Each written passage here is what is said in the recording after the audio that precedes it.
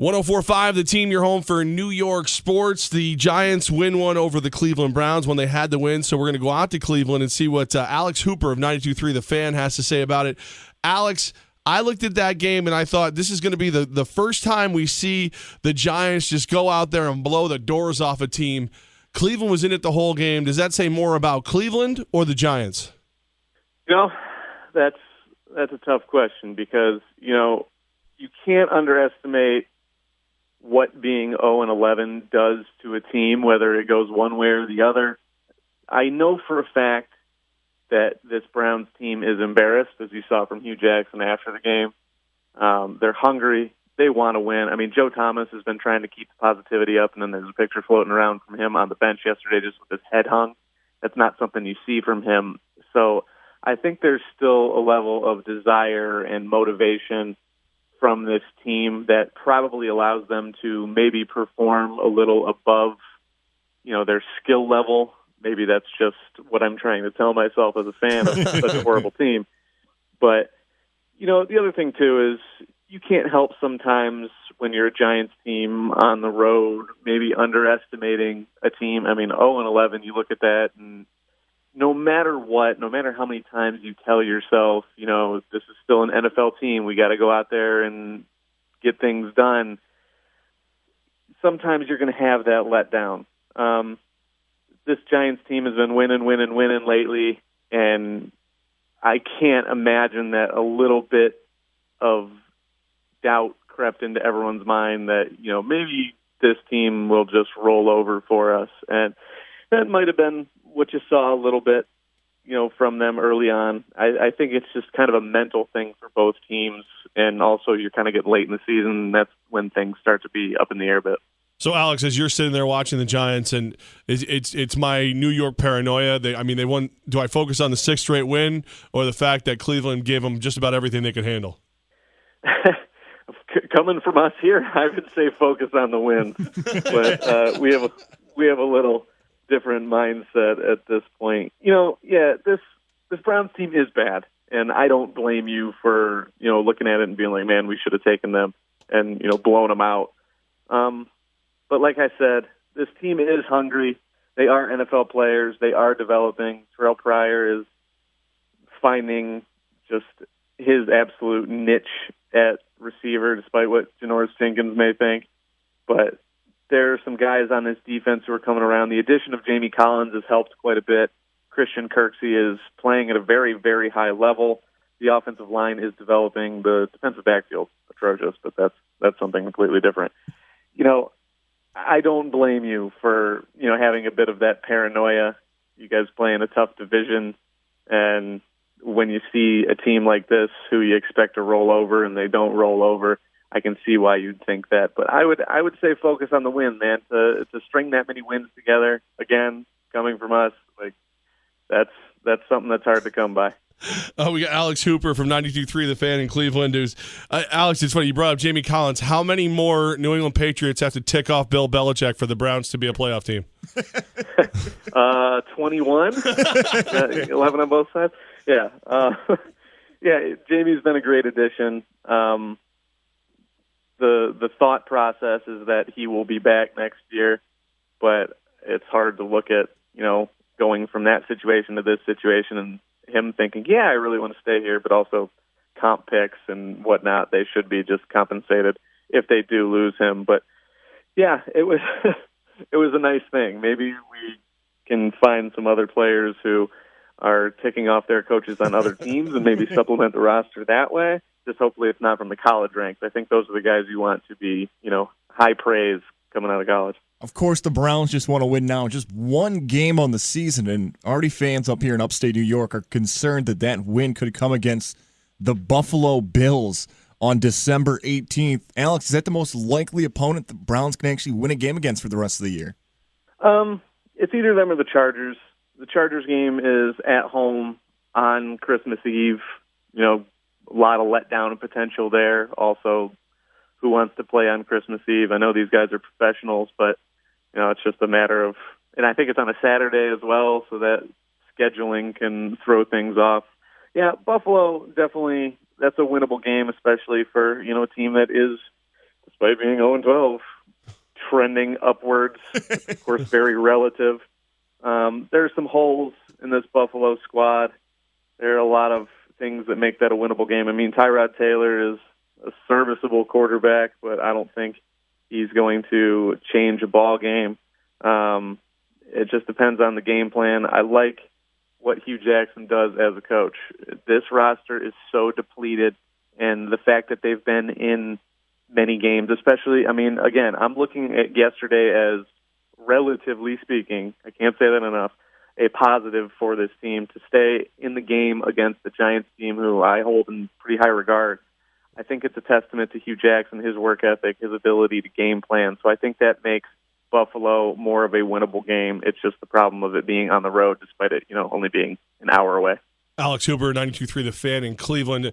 Alex, they pick on me for this here, at least up until this year. I'm a Raiders fan. I've seen what Hugh Jackson can do.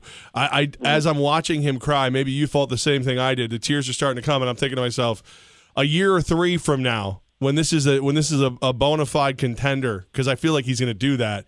I feel like we're bringing this back up and kind of mocking him and going, and you were crying.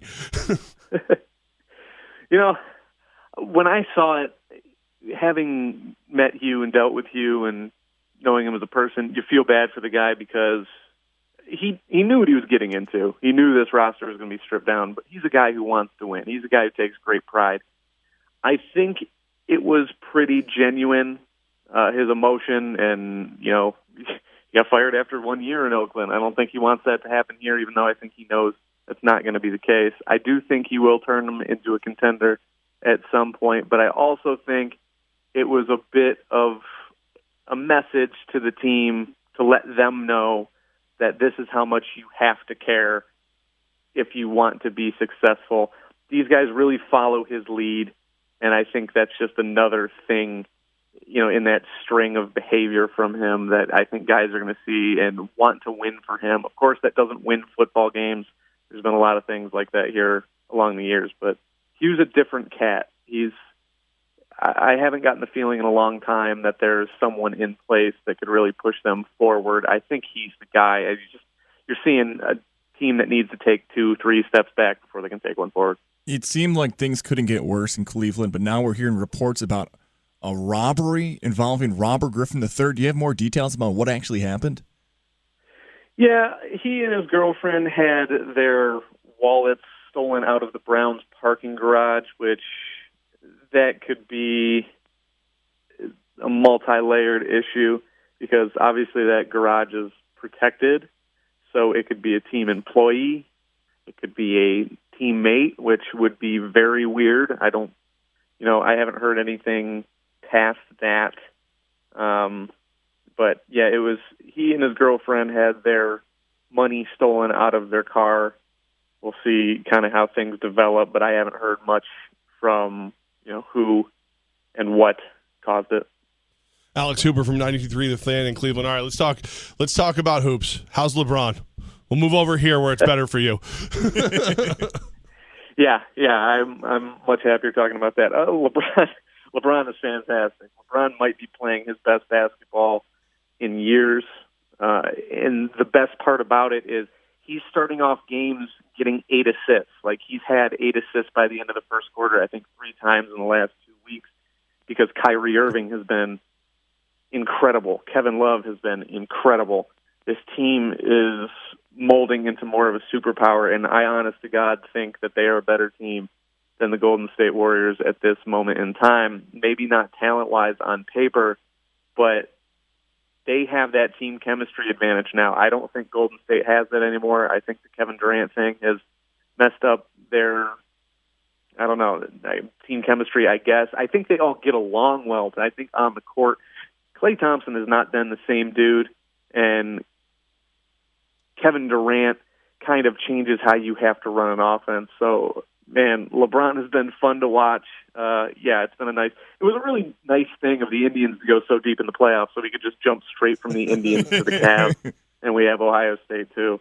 But, 13-2, it's been a lot of fun to watch, and it's going to continue to be a lot of fun, I imagine. It may be too early to answer this, but is there anybody right now, even in the Eastern Conference, that's going to even contend with them when it comes to the playoffs? Who's the second best team in the East?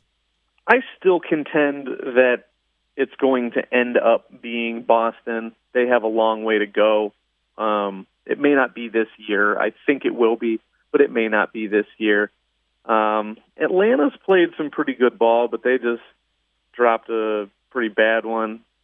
Toronto just doesn't match up well with the Cavs. Chicago, I don't know how that's going to work over, an 82-game season and going forward, especially with Dwayne Wade's injury history. But just the fact that they don't have a whole lot of shooters on that team, they're a great slashing team, great off-the-dribble team, but at some point you're going to have to spread the floor, and I think against a defensive team like the Cavs, I don't know that they'll be able to do anything. But yeah, Atlanta, Boston, Charlotte's weird. Charlotte's the only other team where I think they could turn into something, but they have a lot to work out too. That's the thing, is other than Toronto, these teams have made so many moves and so many changes that they still need to develop over this season. So it's hard to tell at this point, but as of now, it seems like 12 games and the Cavs are in the finals. I noticed you forgot to mention December 7th when you guys faced the Unicorn and the Knicks.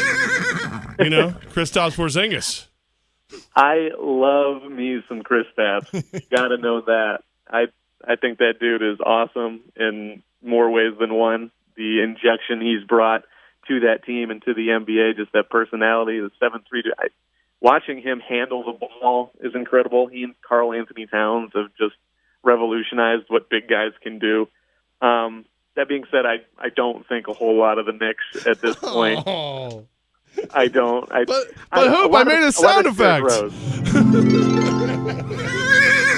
for the Unicorn. That might change my mind. If I continue to hear that sound bit, I think I might change my mind a little bit. But no, it's Derrick Rose. I don't really like Derrick Rose. That's kind of, I don't know.